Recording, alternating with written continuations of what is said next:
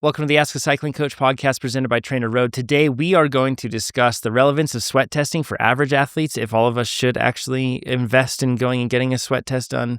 The at-home stuff, we'll talk about that. We're also going to talk about balancing high carbon sweat and extreme heat. But perhaps most importantly, we're going to talk about this new strategy that we hear whispers of carb bombing mid-race these pro athletes are doing. The background behind it, Will's thoughts, and if we should do it. And that's Will Gerling, who I'm speaking of there. Will Gerling is a team nutritionist at Red Bull Bora-Hansgrohe, the professional cycling team. You can find more information about Will and even his nutrition services at willgerling.co.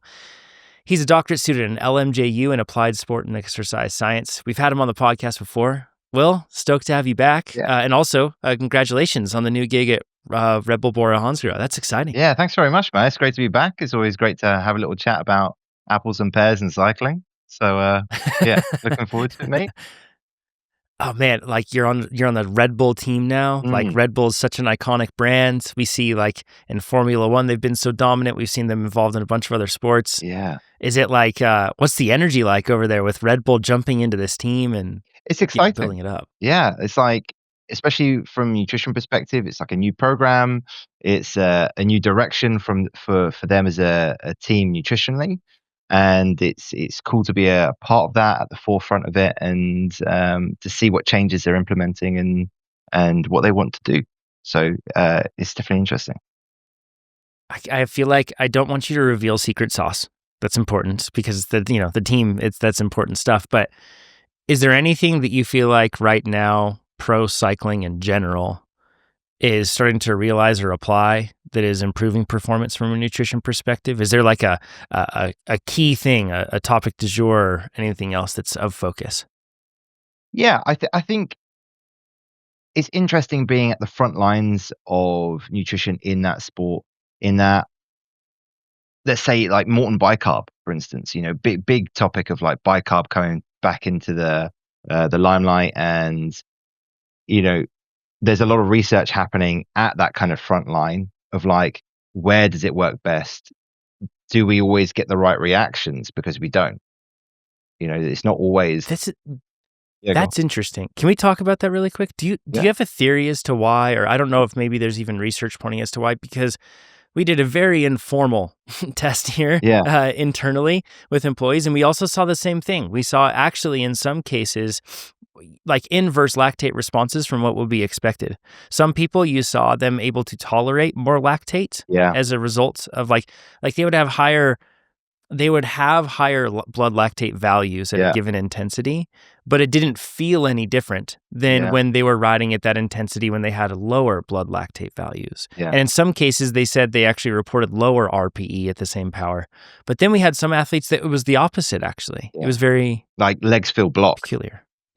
Yes. Exactly right, actually. Exactly. And that's the stuff that kind of comes up, And when you look at some of the research, you can see sodium bicarb has non-responders. There are people that just don't respond well to it, that don't get the effects that you want.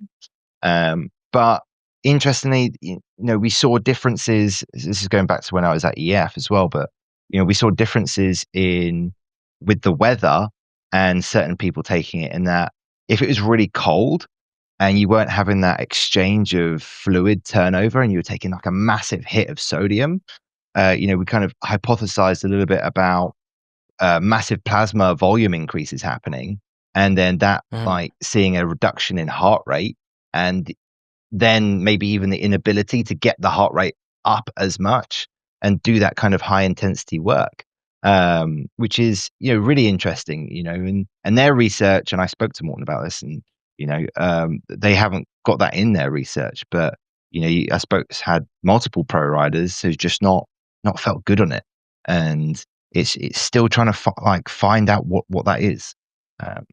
It's fascinating.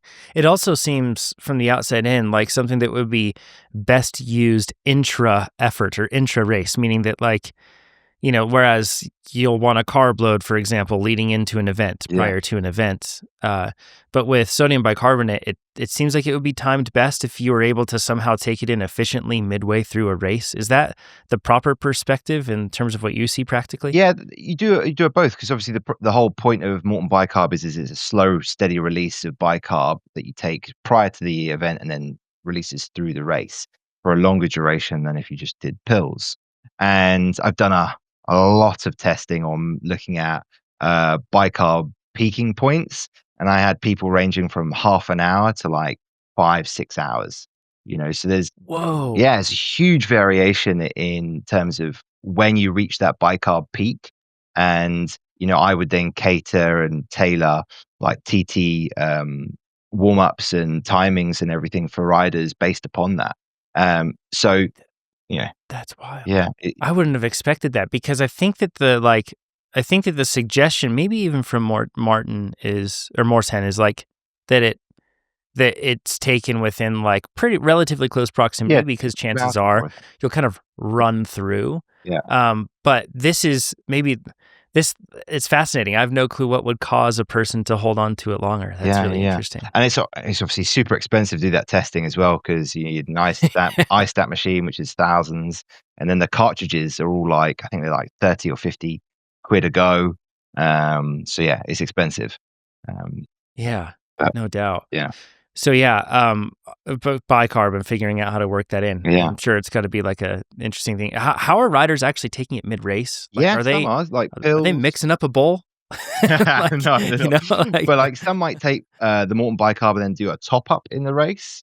Um, okay, I know that like there's also been seen like still getting improvements from taking lower doses because the dosage recommendation for Morton bicarb is at a 0.25 gram per kilogram body weight measurement, but the research on pill format is at a zero point 0.3. So it's already running, that little bit lower, and that they're seeing even improvements at taking like a zero point 0.2 dose. So there's a range of mm, doses that are still proving to be beneficial, and it probably ties in quite nicely with us talking about the heat and that because taking some sodium bicarb in a very hot stage where maybe you are a high sodium loss rate individual is possibly a great thing to do if you're going to struggle to consume sufficient sodium amounts. But that's very this individualized. is yeah. Let's just dive straight into that. This is like we're getting an. And I'm going to represent, you can submit your questions down below, by the way, for any future podcast or for this podcast or for Will and on YouTube. You can put it in the comments or on Spotify. We'll come through those and check. We've gotten a lot of different questions, and I'm just going to summarize them into 3 main topics that we're going to cover. And let's make the first one just going into heat and trying to balance all of this. The second one's related to it, which is about like sweat testing Yeah. and practicality of it. But we're getting a lot of questions from athletes that are asking about, okay, it's getting really hot. I had my first hot training ride and I blew up. Yeah. Or this race that I did, it was super hot and I just completely came apart. Um, if an athlete has like, a certain goal for their sodium amount and the amount of fluid they're trying to take in per hour in order to maintain what would be like the most amount of their ideal performance that they can, Sure. how are you practically changing that for athletes? And are there any principles or guidelines when we get into hot temperatures, 30 to 40 C or, Yeah. 85 and above here in the US? Yeah. 40 degrees is horrible as well, man.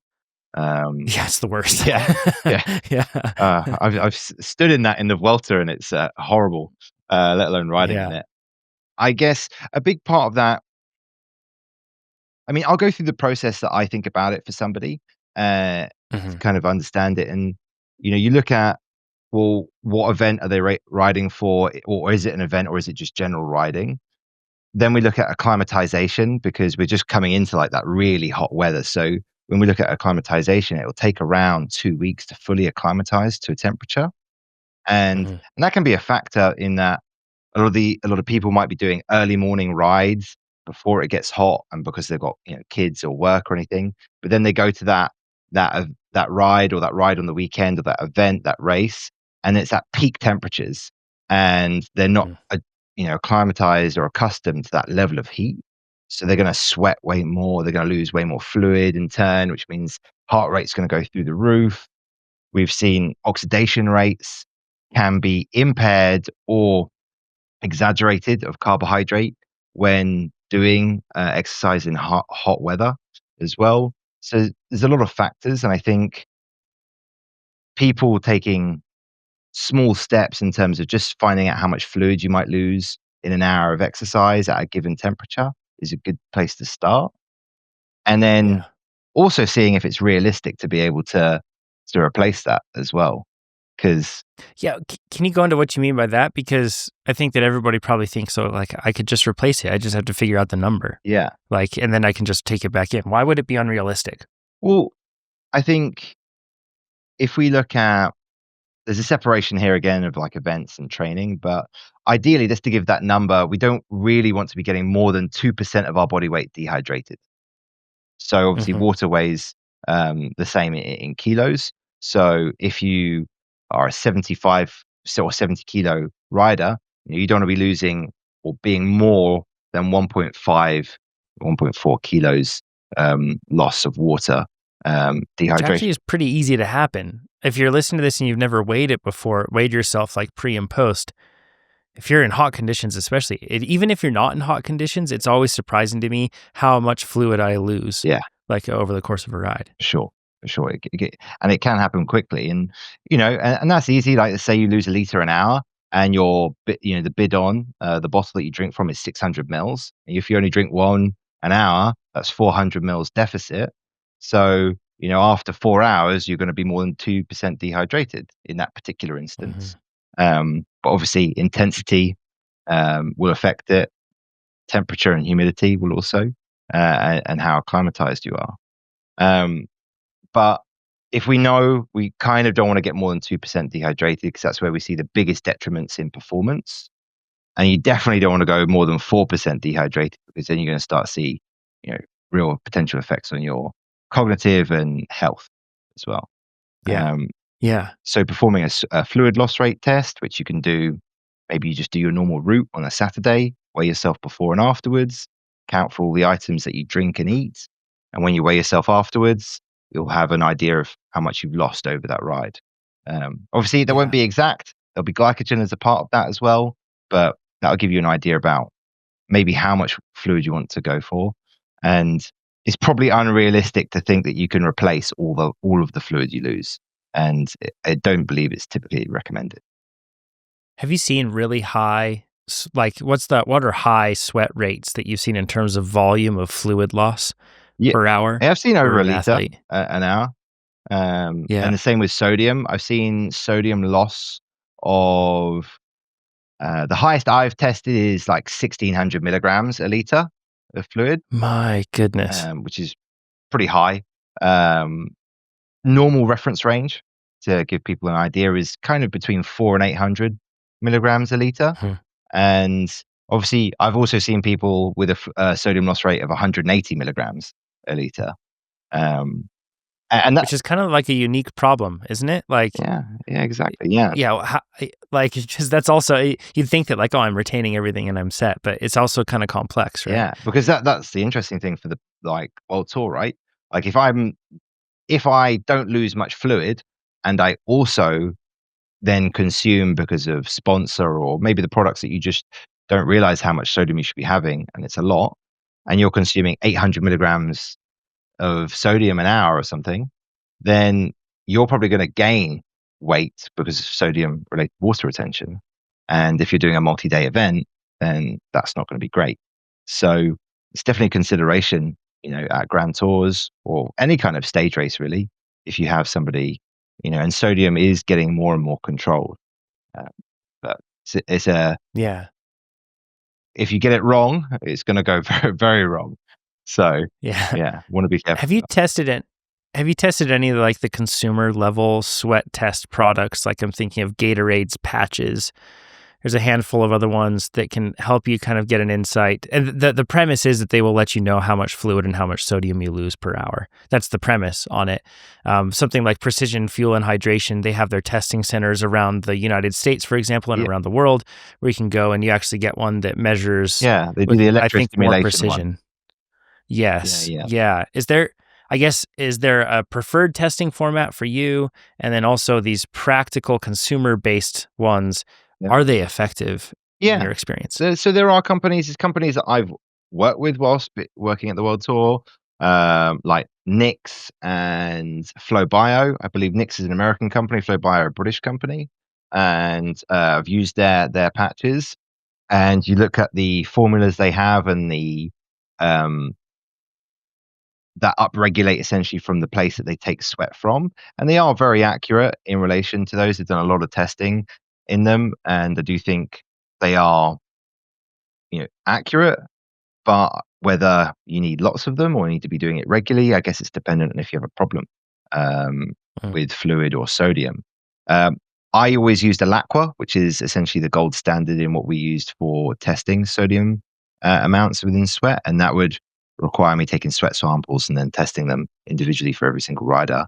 And um, I do that multiple times through a year on multiple different rides, because what you do see and what the patches are very good at is sodium amount and loss does change through a ride, which is kind of obvious. Mhm. Because if you're working harder for 30 minutes, you're probably going to sweat more and lose more. And then if the half an hour after that you're going easy, you're going to lose less.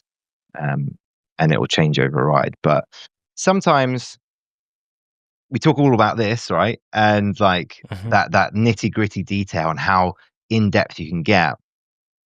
But how many bottles an hour can you drink, and what's the standard amount of electrolyte you can take on? You know, And that's the simplicity of it. Yeah. because You know, yeah, yeah, go on. yeah, I've got a question on this really quick. Now, we mentioned the fact you mentioned that like effort and that, that's going to likely change that. Is that because it's changing your sweat rate, or is the ratio between the amount of sodium lost to per unit volume of fluid lost, does that stay somewhat the same in terms of the sodium to fluid amount, and it's just the effort makes you lose more sweat overall?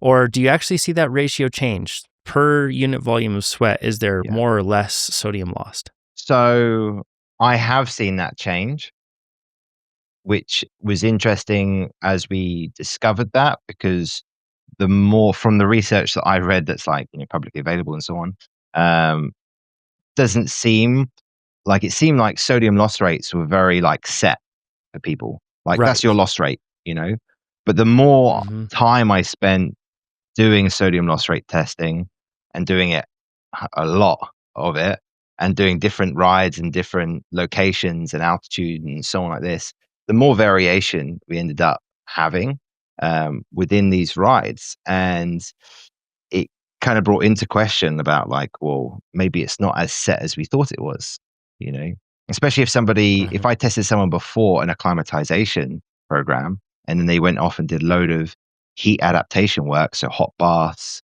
training indoors with no fans and clothes on, or just training in the hottest weather in the day and so on, that you then tested them afterwards, that it would be different. The amount of fluid loss will be lower. The amount of sodium loss rate was lower as well. So, Interesting. you know, it, So you see that in that case, do you see if an athlete is heat adapted, yeah, do they typically lose less yeah, than what you would see from an athlete which is somewhat counterintuitive, right? You would think that like the body would just like have this instant onset of sweat and be dumping sweat. yeah, yeah, But in your case, you've seen the opposite. yeah. So when you're unacclimatized, you'll be dumping loads of sweat because you're so unattuned to that temperature. You're getting so Mm. hot that the body's just like releasing so much of this sweat to try and just keep cool. But the more used to that temperature you get, the more it regulates and the body's not as stressed during that. But I mean, with heat adaptation work, you need to also think about where you're putting it in your program, and because it is stressful for the body. Mm. You don't want to be doing VO2 max efforts on your turbo whilst wearing loads of clothes with no fan, because it's Yeah. counterintuitive for the session. But yeah, it's something to be considered.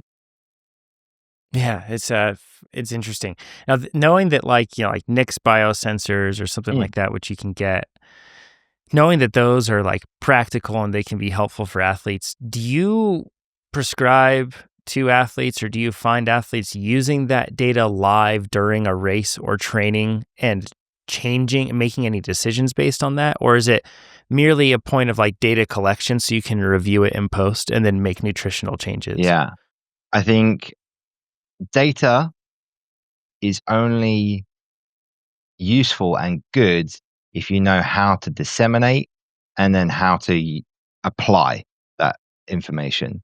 I think when using these sensors, I think the last, like Super Sapiens, for instance, is obviously you can use that in a race, but if you take that data, you need to be able to actually take something from it, apply it to the rider, and give them something useful from it. Because one, otherwise they just don't want to do it. Uh, but two is loads and loads of data isn't always the best thing. It can overcomplicate things. So you take that step by step, introduce it in in an environment where you know you're going to get good information or reliable information that you can then put methods to, and then aid that individual and make changes and see if it makes an effect. This is with these top athletes and a team like Red Bull, which I'm sure over the coming years, we're going to see Red Bull be the first ones to innovate and to drive new things, which will be really exciting, whether that's on the nutrition front or training front or equipment or team tactics and strategy. Red Bull just does it different. They always have, and that's what they push for. So it'll be really exciting to see. With all of this in place in the nutritional side of things, is there like a data point that you find to be most valuable right now? Is it merely just the normal athlete journal where they're writing down how they feel after taking food in on the bike? Or what's like the data point that's most valuable for you? And what I'm getting at here is trying to help an average athlete filter signal from noise. Yeah, for sure. Like, I think it's a really great avenue, like kind of question, I guess, because I've had a lot of people, amateurs that I've worked with, kind of bring up this topic. And then I ask the question, well, have you had any issues before? And they go, no. And I'm like, well, like, let's continue with just going with general recommendations then. You know, we don't need to overthink and overcomplicate everything. Like, you probably sit within the general population that's 400 to 800 milligrams per liter loss rate. Your loss rate's probably normal. Like I said before, that point of you probably can only consume up to 2 bottles an hour anyway, because, availability of water, not stopping too much. Do you even have any feed points in your event? This kind of thing. So, you take those things into account. And I would say listening to, if you're getting reoccurring issues, are you getting headaches and nausea on long rides in the heat? Or are you getting regular cramps, which aren't always in relation to electrolyte loss, but it's something to consider? And, are there any other factors that maybe make you question it? Like, even the visual standard key of, are you having crazy salt lines on your body after a ride? Chances are maybe your sodium loss rate's a bit higher than normal, and how you can impact that. I think I've mentioned this on the podcast before, but I find it really interesting, and I don't have any data from back in the day to look at this. But when I first started cycling, I don't ever remember seeing salt stains on my kit, ever. And now, after 90 minutes of going out and doing tempo or sweet spot work or threshold or VO2, whatever it might be, I've got visible salt stains for sure on my jersey, and it's normal. Interesting. And I'm so curious as to whether my body has changed its sodium loss rate. But then on top of that, also, we were not taking in sodium like we take in sodium today in 2025. Back in 2010, when I was getting into cycling around then, not at all. It was, right. Yeah, and salt sticks were so novel. There were these little things, and a few people would take them, and that was kind of it. And a gel every once in a while when you needed to put out a hard effort or something, you'd take a gel. We really just had no understanding of compared to what we do now. But I'm so interested, and that was backed up actually by a situation where I was riding with Levi Leipheimer, who around that time, his career, he was, he was one of the best cyclists. And I remember him mentioning the fact, never ever saw salt stains on Lance. It just didn't happen. And his perspective and this was he was saying their perspective back then was, if anybody had salt stains, it's because they were just an inferior athlete, and and these days, how it's everyone has salt stains all the time. It's really interesting to see that change. I don't know if you have any thoughts on any of that, how it's kind of evolved. I do believe that if you increase sodium intake, you will then increase sodium loss through the body. And I guess it would suggest that it would affect your sodium loss rate per liter. But maybe it will infer more that, like, if you have a lower sodium intake and maybe below what might be recommended for you as an individual, because you don't have much salt at all and you don't take electrolyte on your drinks, you're just not going to lose as much potentially. And I think there is some truth in that. Whether that's in the science or not, I don't know either. But I definitely have seen certain aspects of, like, and even within, the training, that we do lower sodium sessions to help aid people in not being as reliant on that. That's an interesting concept. So your goal is to not always keep the sodium rate super, super high. No, In exactly. certain training sessions, you're looking to drop it down. Yeah. Which sessions do you look to do that in? Is it Uh, just the lower intensity, Yeah, shorter yeah, stuff? yeah. It's always the easiest ones to do it in, because that's the same with, like, if you're doing carbohydrate restricted training and stuff like this. Lower intensity training just because it's got lower stress load, lower risk, uh, and you can still get similar adaptions. Yeah. It's all fascinating stuff on sweat, sodium, fluid, all of that. I want to pivot to the next topic. This is the carb bombing topic Yeah. here. And I'll explain this concept of carb bombing for people that don't understand. It's not just taking in a lot of grams per hour, like throughout your ride. Yeah. I'll kind of explain like the evolutionary thought here of cycling, and forgive me if this seems like, a recap that you're well familiar with, but for years, like, cyclists again kind of viewed carbohydrate intake on the bike as something that wasn't essential. And instead it was like for driving good performance, but instead it was like occasionally you would bring it in. And it's evolved now to the point where the general recommendation for most cyclists is to be somewhere like, 60 to 90 grams an hour. Then we started hearing higher than 90 grams an hour. And there's research even looking into if it is beneficial, because there's proposed limitations of the body's ability to process 60 grams of glucose an hour. Yeah. And then at that point, then we started to see drinks and products come out with more fructose in them in ratio to glucose as a result to maybe we can absorb 0.8 more ratios. carbs. Yes. And then we started hearing about higher intakes, but it was all kind of under this premise that like you had your set rate. And maybe if it was like in an easier endurance day or a shorter ride, you would take in 60 grams or less or something. Yeah. But if it's like a proper day, you'd be taking in 90 grams as your target, and that's what you're going for. But now we're hearing whispers of carb bombing. What carb bombing looks like is in the middle of a key race or something else, a key big effort, you have a period of time under which you take in a substantial amount of carbohydrate, much more than your normal rate of, let's just say, 90 grams an hour. And instead, you bump it up to 160, 180, 200 grams of carbs an hour for a short period of time in anticipation of some sort of really hard effort. And in cycling, we've heard about finisher bottles, which are like the bottles that cyclists get at the end, and they always have a curious and mysterious cocktail within there to be able to help the athlete at the end. And I think that the concept is somewhat similar to this. But I'm going to reference Cam Jones. He just won Unbound. I'm going to reference what he talks about on his nutrition intake. So about 9 hours, right? 8 hours, 47 minutes. Mm-hmm. He took in 14 liters of water. What was the duration again? Duration was 8 hours and 47 minutes.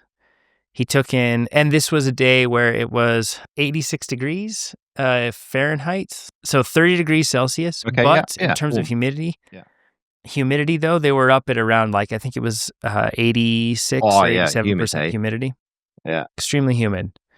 So with that in mind, 8 hours, 47 minutes, 14 liters of water, 14 grams of sodium, 1.7 kilograms of carbs. So that comes into 195 grams per hour that he ended up taking in on this one. A huge amount. Cam's also a big unit, in terms of power. Yeah. He shared the power that he did, and I believe that he put out somewhere around 300, a little over I think it was like just around 300 watts for that 8 hours and 47 minutes. Yeah. Ride, man. Cam's no slouch. Yes, he can. But 195 grams per hour.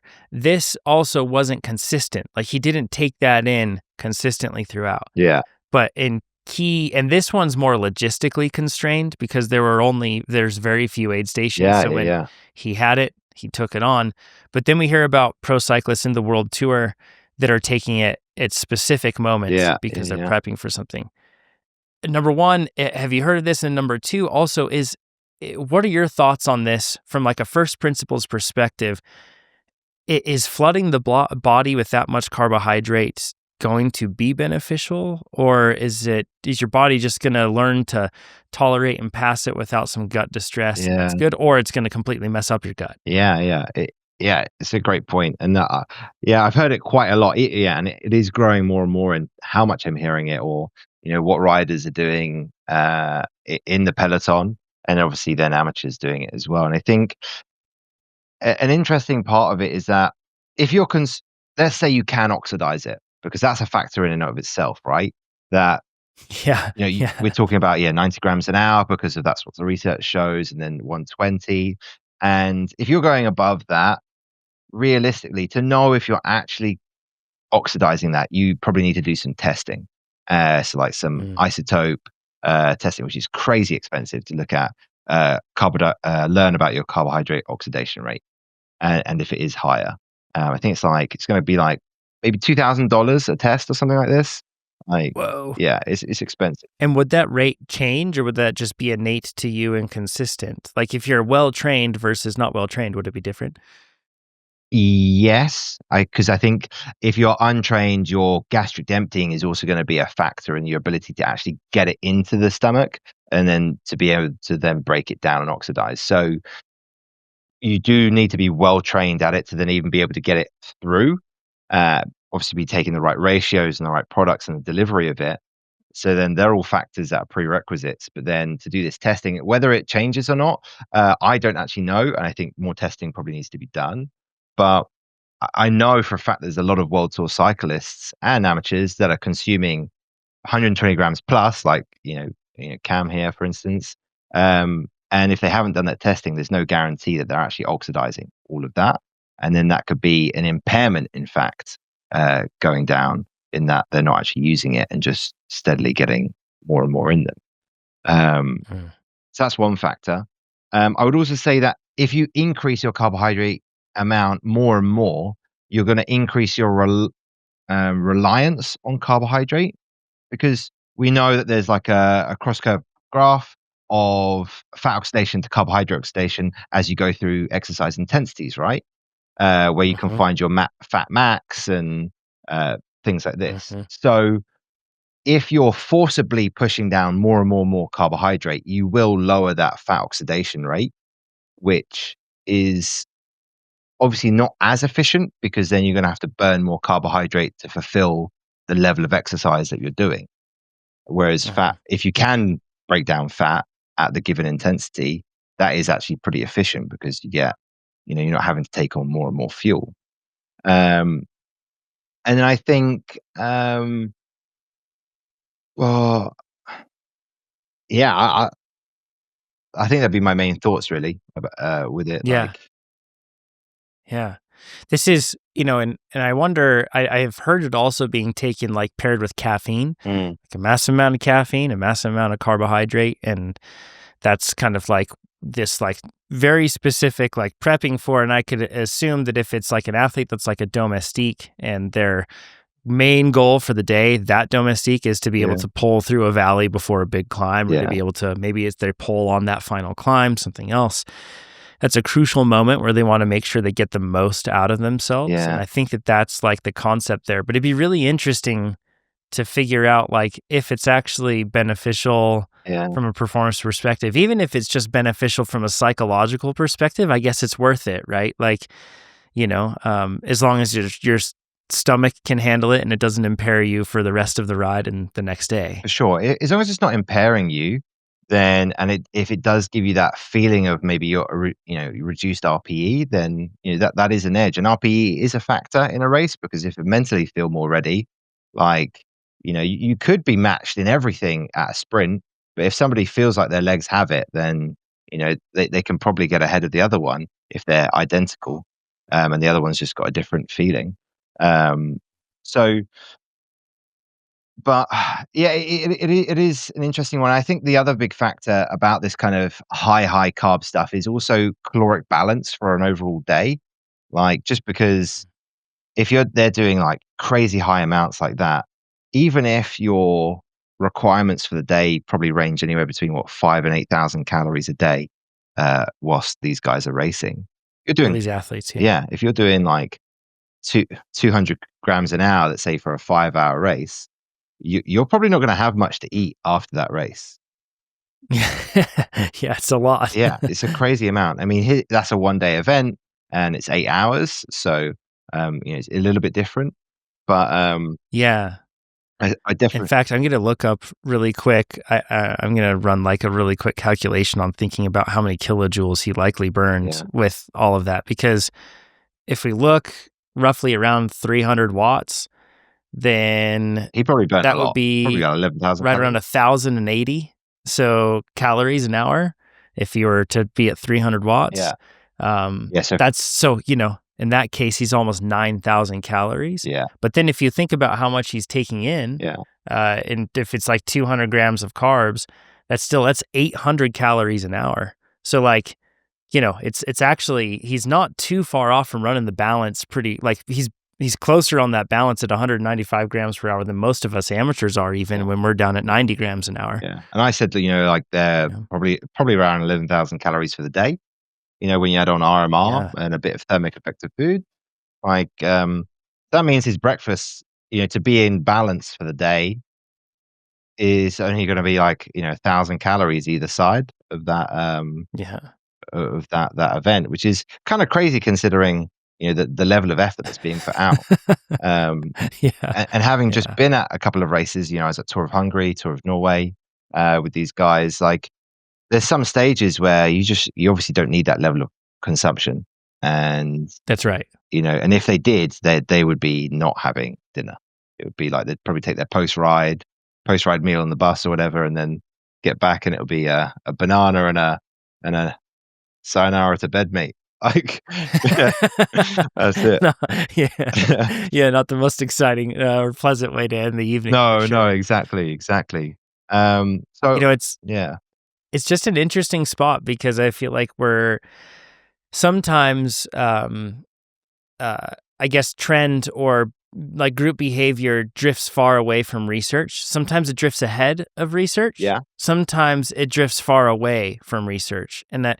And that's the point that I'm really curious to see as time goes on. If we find out that these athletes, like, how much are they actually able to oxidize yeah, when they're taking this much in? Because that's like the key point is if it's not being oxidized, I'm not sure how it could be beneficial. I mean, like, I just can't, I don't know, but maybe we just don't know enough. it won't be. And what's interesting, I saw a company bring out a product the other day that was a 1-to-1 ratio product, right? And I thought it was hilarious because, like, 1-to-1 ratio is sugar. It's like table sugar, Yeah, it's just, it's just table sugar. and Yeah. it's like, oh, okay, yeah, sure, I could buy your expensive drink that's like 1-to-1 ratio that's kind of set up. I think the way they advertise it is to do this kind of bombing thing. You take it at like a big hit in Interesting. something. I was like, oh man, just bang a load of sugar in your drink. Like, it's the same Yeah. thing and a lot cheaper. Um, Yeah. you know, I I don't currently recommend amounts higher than like 120. When you look at also Yeah. research, there's not actually, if we get rid of individualized oxidation rate and go with general, there's no performance improvement in taking 120 an hour over 90 grams an hour within the effort. The Mhm. improvement that you've seen, the main factor is reductions in muscle inflammation and improved recovery. So, okay, yeah, that makes sense on a multi-day event, especially you go to week 3 of a grand tour where they've got like Mhm. stage 15, 16, 17, and it's all just like horrendous mountain stages, then yeah, I'm going to say 120 an hour. But, Right. um, you Right. know, uh, I think, yeah, I don't think you need to go, 90 to 100 grams an hour in a race. Typically, I think is a really good level to be performing at, amateur or professional. Yeah. Yeah. This would be a really fascinating area to watch. I for myself, I haven't noticed a huge performance improvement above 100-ish grams an hour, somewhere around there. That's when I Yeah, feel like I'm able to perform best. And it honestly, it takes me a while. And I'm not saying this to like, I guess just sharing my own personal experiences, any time that I take a break from training and I'm not doing it in earnest, I can't just jump back in at that 90. Like I need to like work Yeah, my way back up or for else my sure. gut is Yeah, upset. And so when you hear these numbers of like 195 grams per hour, yeah, and which is crazy because he averaged that, which means at times he was taking in more than that, right? yeah, In yeah. terms of his rate. When you hear these numbers, don't just go out and think, I don't think that it's beneficial for all of us to think, No, I need to be way up there, I think it's and that's expensive what as I need well. to do. It'd be so expensive. Yeah, Yeah. Even if you're using table sugar, there's a lot of inconveniences also with table sugar. Like yeah, it doesn't mix well, it doesn't dissolve well. It leaves a really dry mouth taste when you yeah, just use yeah, normal table sugar. It isn't well refined, and as a result, like yeah, yeah, you put in glucose powder, like pure glucose powder and fructose powder. You put that into the water and you give it two little shakes and it's gone. yeah, It's just yeah, like instantly dissolved. Whereas sure. with that sugar, you've got to use hot water and Yeah. then you've got to use like a frappe wand. And then after that, you have to like let it sit and then shake it some more. It's like Yeah, a whole process.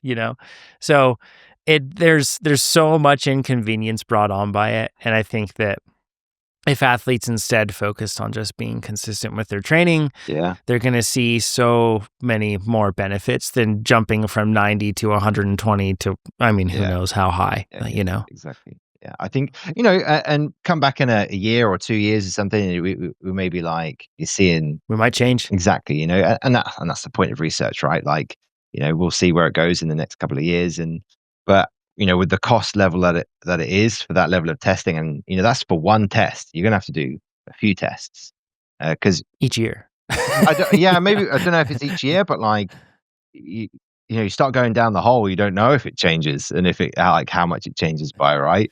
Like, but we looked into doing it with a couple of people, and, a full round of testing was gonna be like 3,000 British pounds, and then Oh, but then you've also got to obviously pay to have the individual there at the hotel and whatever else. There's other costs to be incurred because you have to do multi-day testing. And then that's just one round, and then you got to do. I think we had to do at least 3 rounds of testing, so it's like looking at 10 grand um, to do this kind of thing. It's like it's a lot, big commitment.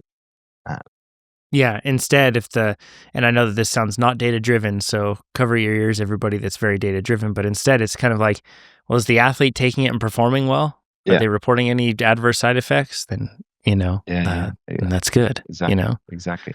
Um, Yeah. so that's yeah, interesting. Like this, where it's funny and being at the front line of like what kind of stuff's like the trend and what's happening, but then and sometimes it's ahead of the curve, like you said. Like, but ketones definitely wasn't. Like, Yeah. you know, Yeah. that's the crazy money for like I have zero data to show that'll improve anything for you. Yeah. It was a light switch for me. I Yeah. took it and it was like, I don't know if this is what happened, but it was just like zero energy Mm, thereafter. And I felt like just blocked, yeah. completely dead on the bike. And it was like, no matter what I Wow. remember like the third day that I had tried them, it was like a 4-hour ride. And I went Mm, out and I took them early on. And then after that, I took in 90 grams an hour. And you could have told me that I was taking pure water. yeah. I Yeah. just Yeah. got nothing from it, and I just felt more and more flat.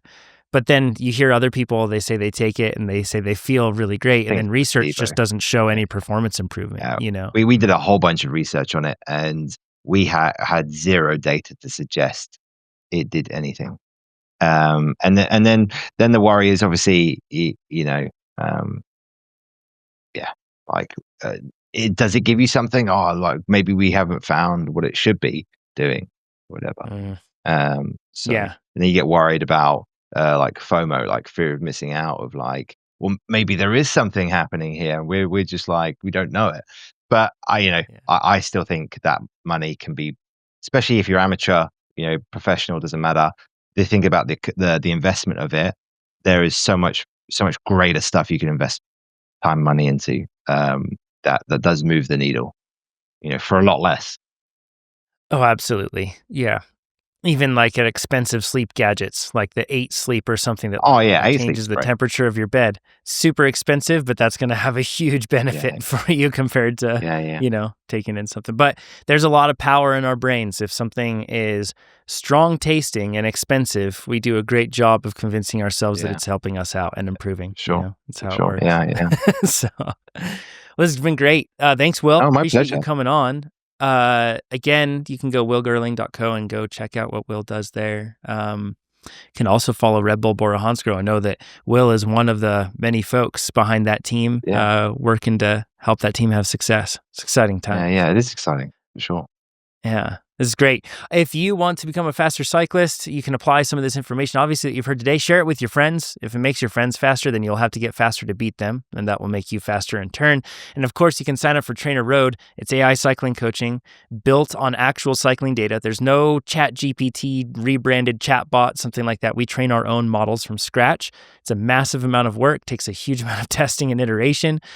But man, it is extremely powerful for giving you the right workout at the right time. Go sign up at trainerroad.com and we'll talk to you next time. Thanks, everybody. Take care.